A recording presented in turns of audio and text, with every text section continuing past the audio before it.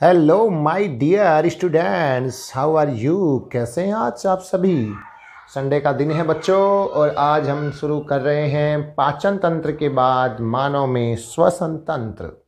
तो आप सभी गाइस तैयार हैं पढ़ने के लिए। एक नया हमारा जैव प्रक्रम मानव में श्वसन तंत्र के बारे में बच्चों हम पढ़ने जा रहे हैं। श्वसन तंत्र, सबसे पहले मैं आपको श्वसन तंत्र से सामान्य जानकारी देता हूँ। जो श्वसन तंत्र होता है, श्वसन तंत्र जैसा कि आप सब बच्चे जानते हैं, मानव का जो श्वसन तंत्र होता है वो नासिका मार्ग से शुरू होता है। नासिका मार्ग से शुरू होकर के और ये नलिका यहाँ जा कर के दो भागों में विभक्त हो जाती है। ये ग्रसनी है अपनी एक तरफ से, नीचे ये मुख है अपना। ठीक है बच्चों, यहाँ पर ये खुलता है आपने, और उसके बाद ये आगे चल के ये जो नलिका है ये आगे चल के दो बराबर भागों में विभक्त हो जाती है, दो नलिकाएं बन जाती है। तो स्टूडेंट्स, यहाँ पर ये जो नलिका है अपनी, इसके अंदर इस तरह के स्ट्रक्चर पाई जाती हैं। इनके बारे में कई बार पूछा भी जाता है कि ये क्या है। ये श्वास नली को पिचकने से बचाते हैं।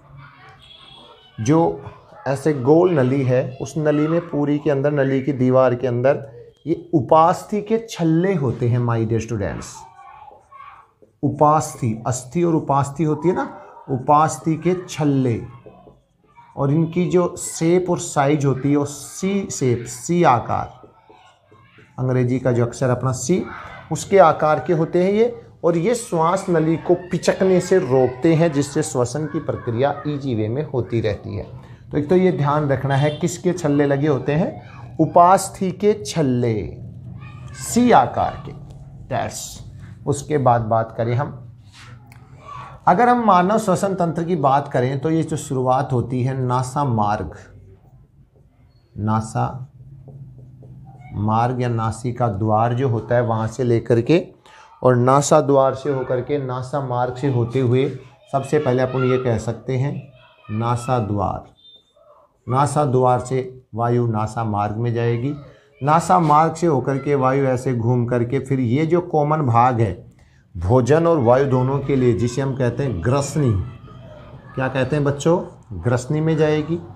ग्रसनी के बाद जो वायु है वो जाएगी कंठ में। किस में जाएगी, स्वर कंठ जो होता है अपना, उसके अंदर जाएगी। कंठ के बाद जो वायु है वो जाएगी श्वास नली में, श्वास नाल या श्वास नली। श्वास नली ये जो अपनी है पूरी, ये श्वास नली है, इसके अंदर जाएगी। श्वास नली जब दो भागों में विभाजित हो जाएगी तो इसे कहेंगे श्वसनी। क्या कहेंगे बच्चों, श्वसनी कहेंगे। और श्वसनी आगे जा कर के श्वसनिकाओं में विभक्त हो जाती है। श्वसनिकाएं लास्ट में जाकर कूपिका में खुलती हैं। कूपिका नाम तो सुना ही होगा, महत्वपूर्ण चीज़ है। और कूपिका से गैसों का आदान प्रदान होगा, और रक्त जो है वो गैस को लेगा, और रक्त उसको लेके जाएगा कोशिका के अंदर, जहाँ पर श्वसन प्रक्रम होता है। तो ये मानव में श्वसन के लिए जो हम गैस अंदर ग्रहण करते हैं, उसका जो पूरा पथ वे बनाया है हमने, नासा मार्ग जहाँ से गैस एंट्री करती है, नासा द्वार, फिर नासा मार्ग से होकर के नासा अपना जो मार्ग है उसमें छोटे छोटे रोम और चिकना युक्त श्लेष्मा होता है, जो गंदगी को वहीं रोक लेता है, फिल्टर कर देता है। और एक काम और है, इसमें जो गैस की टेम्परेचर ज़्यादा या कम होता है तो उसको बॉडी के अकॉर्डिंग बना देता है। और फिर ये यहाँ पर ग्रसनी में जाती है, ग्रसनी से कंठ में से होती हुई श्वास नली में जाती है, जिसमें सी आकार के उपास्थि के छल्ले लगे हुए हैं। और फिर आप जैसा कि जानते हो, अपने दो फेफड़े होते हैं बच्चों, एक बायां और एक दायां, जिसके अंदर अपनी श्वास नली दो भागों में विभाजित होकर के श्वसनी के रूप में आगे बढ़ती है। श्वसनियाँ जो है वो आगे विभाजित होकर के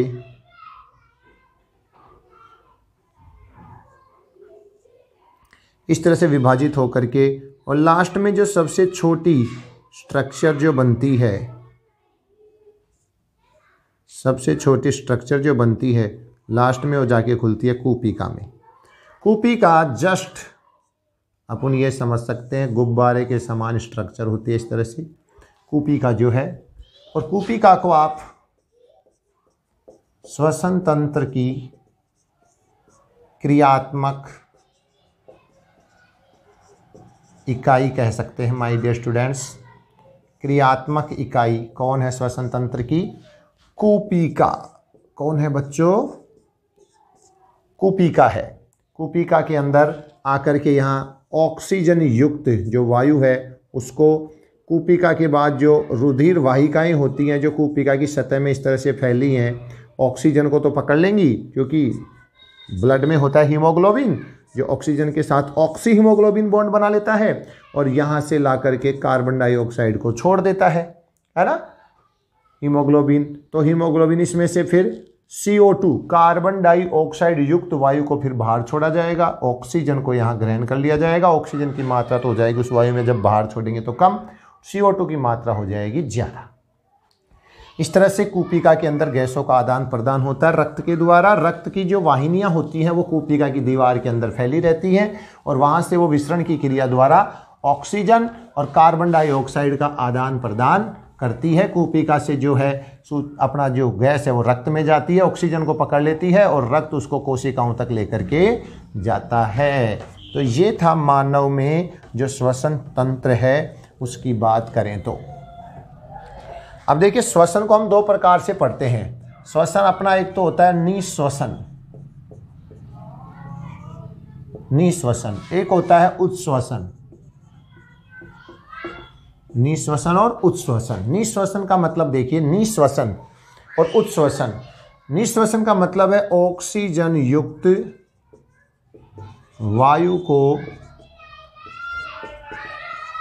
अंदर ग्रहण करना। क्या करना बच्चों? ऑक्सीजन युक्त वायु को अंदर ग्रहण करना, फेफड़ों में ले जाना, फुफ्फुस में ले जाना, फेफड़े में ले जाना, ये प्रक्रम कहलाता है निःश्वसन। निःश्वसन में ऑक्सीजन युक्त वायु को ग्रहण किया जाता है। और उच्छ्वसन की अगर हम बात करें तो CO2 युक्त वायु को बाहर निकालना।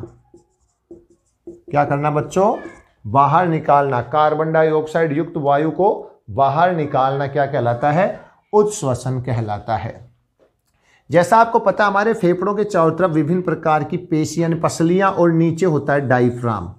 ये डायफ्राम होता है इस तरह से, नीचे की तरफ ये डायफ्राम होता है इस तरह से, फेफड़ों को कवर करता है नीचे से। ठीक है, तो जब डायफ्राम संकुचित होता है तो डायफ्राम इस तरह से, अभी तो ये शिथिल अवस्था में है, जब डायफ्राम संकुचित होगा तो खिंच जाएगा, तन जाएगा, तो ये समतल हो जाएगा। डायफ्राम समतल होने पर डायफ्राम जब खिंचेगा, संकुचित होगा तो ये पहले देखो आकार बढ़ा है, फिर संकुचित होगा तो छोटा होगा, ये समतल हो जाएगा। देखो यहाँ से यहाँ तक का आकार में क्या हो गया, फेफड़े नीचे की तरफ दबेंगे यानी फेफड़े फैलेंगे। जब फेफड़े फैलेंगे तो वायु को निःश्वसन की क्रिया के द्वारा अंदर लिया जाएगा। तो निःश्वसन की क्रिया के समय डायफ्राम संकुचित होकर, बच्चों ध्यान रखने की बात है, डायफ्राम संकुचित होकर समतल हो जाता है, समतल हो जाता है। जो डायफ्राम है अपना वो संकुचित होकर के, और क्या हो जाता है बच्चों? संकुचित होकर के समतल हो जाता है। डायफ्राम की पेशियां संकुचित हो जाती हैं और वो समतल हो जाता है, जिससे फेफड़े जो हैं उनका आकार बढ़ता है और फेफड़ों के अंदर वायु दाब कम हो जाता है। फेफड़ों में वायु दाब कम हो जाता है और आप समझते हो जब वायु दाब फेफड़ों में कम होगा तो बाहर से वायु निःश्वसन की प्रक्रिया के द्वारा फेफड़ों में जाके भर जाएगी। और जस्ट बाद में क्या होगा? अब क्या होगा? ये पेशियां जो हैं शिथिल होंगी, डायफ्राम शिथिल होगा, संकुचित के बाद वापस क्या होगा? शिथिल होगा। पहले की पूर्व अवस्था में आएगा तो अपने जो फेफड़े हैं वो संकुचित होंगे। अब फेफड़े संकुचित होंगे, यहाँ फेफड़े शिथिल हो रहे थे, डायफ्राम संकुचित हो रहा था। डायफ्राम की पेशियां जब शिथिल होंगी तो फेफड़े संकुचित होंगे। फेफड़े जब संकुचित होंगे बच्चों तो फेफड़ों का आकार कम होगा और फेफड़ों में वायु दाब क्या हो जाएगा? बढ़ जाएगा। और वायु दाब बढ़ने के कारण माय डियर स्टूडेंट्स अंदर की जो CO2 युक्त वायु है उसको बाहर निकाल दिया जाएगा, जिसे अपन कहते हैं उच्छ्वसन।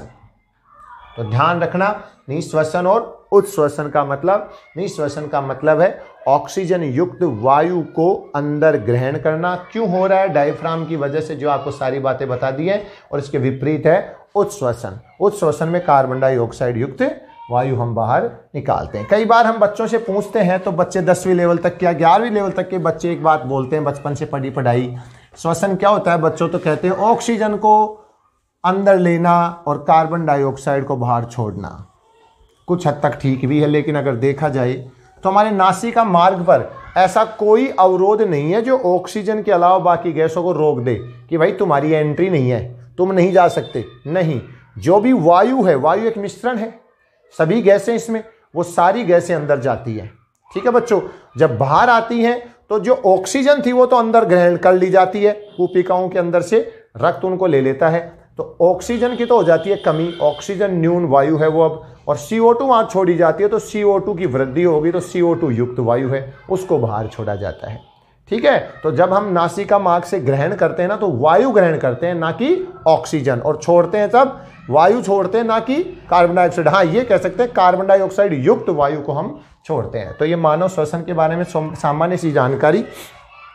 अब देखो बच्चों, वास्तव में होता क्या है श्वसन की, अगर इंटरनल बात हम करें, कोशिकीय श्वसन जिसे अपन कहते हैं, ये तो बाह्य श्वसन हो गया, ऑक्सीजन लेना छोड़ना, वायु का लेना छोड़ना। जो ऑक्सीजन हीमोग्लोबिन ने अपने साथ ली है, हीमोग्लोबिन ने जो ऑक्सीजन अपने साथ जोड़ी है, इस ऑक्सीजन को लेके जाएगा, शरीर की सभी कोशिकाओं तक पूर्ति करेगा। ठीक है, इसलिए आप लोग ध्यान रखना, श्वसन वर्णक मानव में, जो श्वसन वर्णक है मानव में, श्वसन वर्णक वो होता है हीमोग्लोबिन। याद रखने की बात है। इसी की वजह से रक्त का रंग कैसा होता है बच्चों?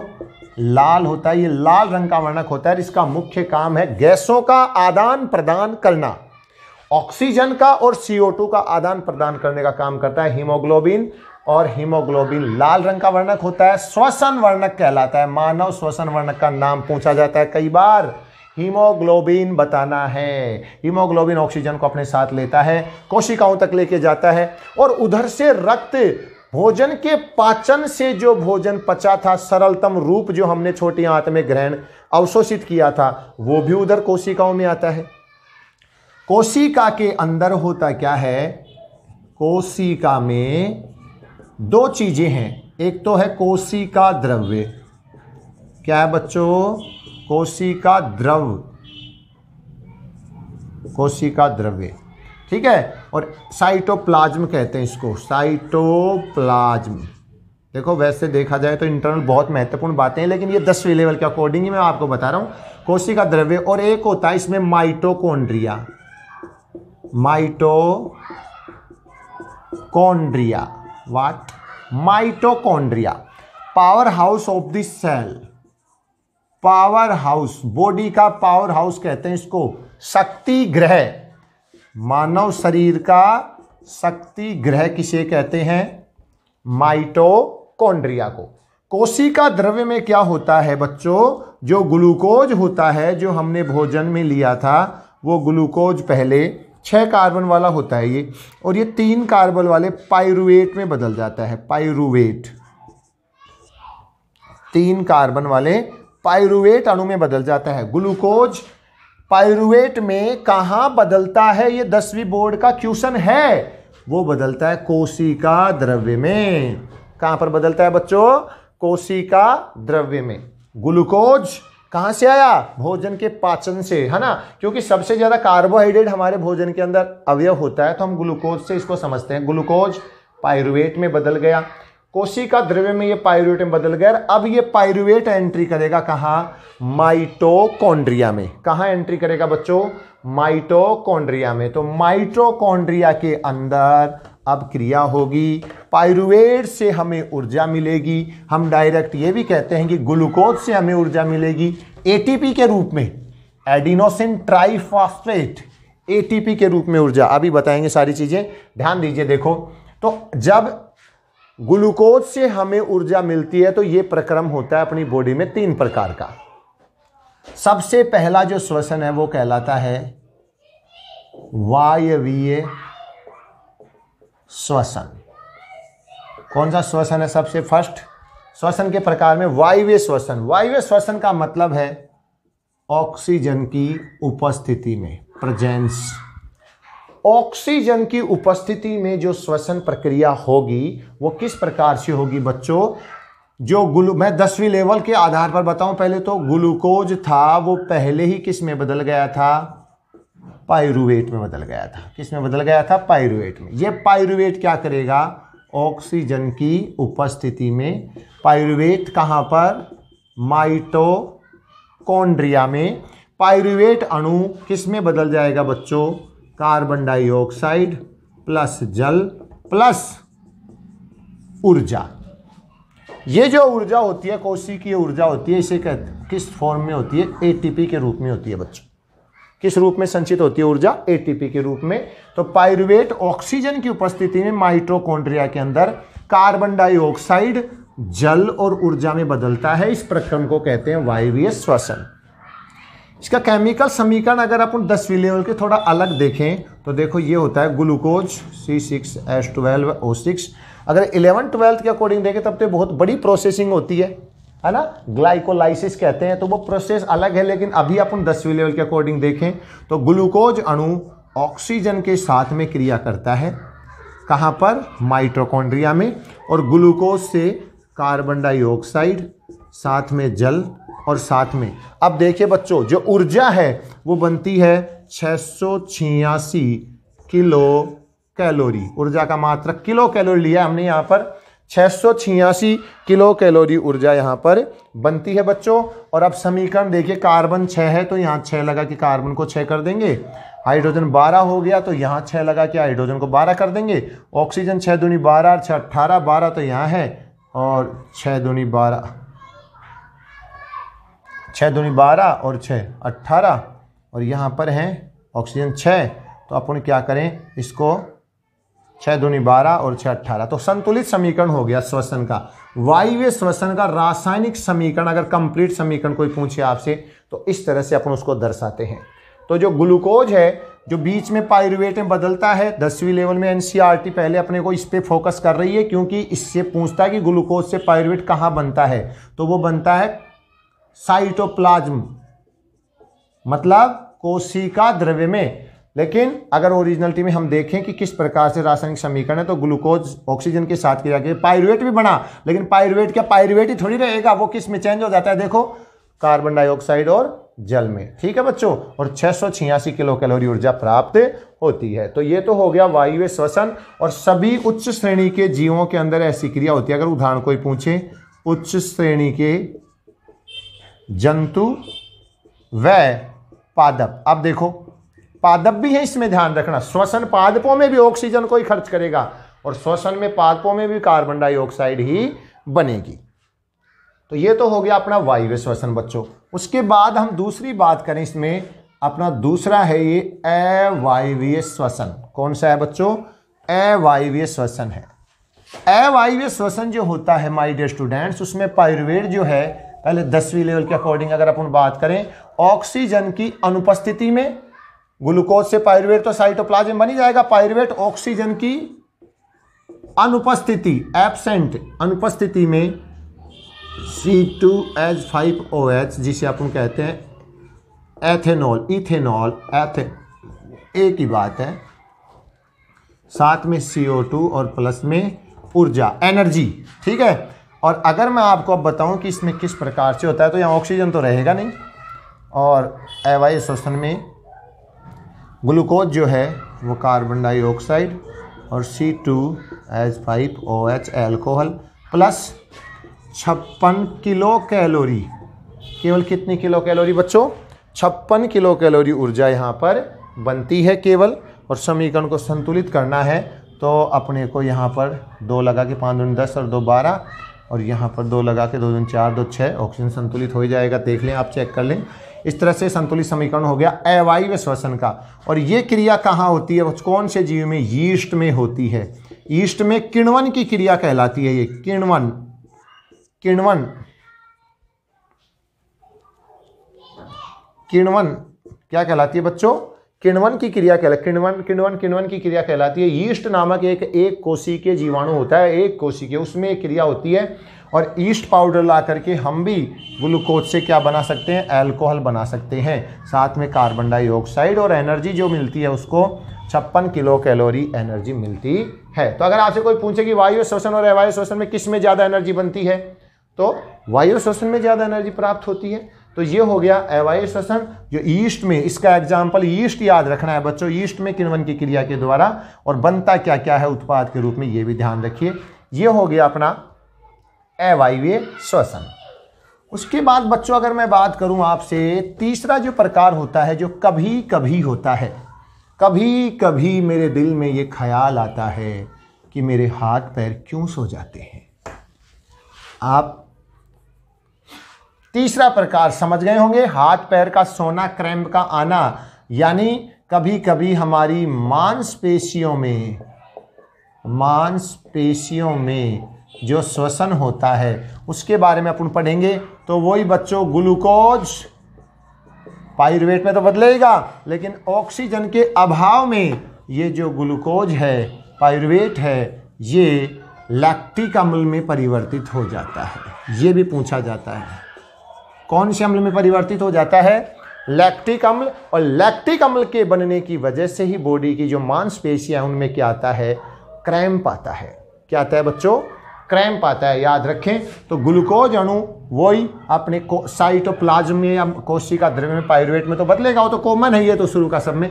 लेकिन ये लैक्टिक अम्ल में जब बदल जाएगा तो हम कहेंगे कि हमारी बॉडी के अंदर क्या आ गया, क्रैम्प आ गया, हाथ पैरों का सोना, या इसको ऐंठन आना भी कहते हैं, हाथ पैरों में ऐंठन आ जाती है, ये प्रक्रिया कहलाती है। मांसपेशियों में ऑक्सीजन के अभाव में होती है कभी कभी, जब वहाँ ऑक्सीजन पर्याप्त मात्रा में नहीं पहुँच पाती है तो पाइरुवेट का वायवीय विखंडन या ऑक्सीकरण नहीं हो पाता, जिससे लैक्टिक अम्ल बन जाता है, और फिर वो लैक्टिक अम्ल हमारे को इस प्रकार से ऐंठन के जैसे या क्रैम्प का कारण बनता है।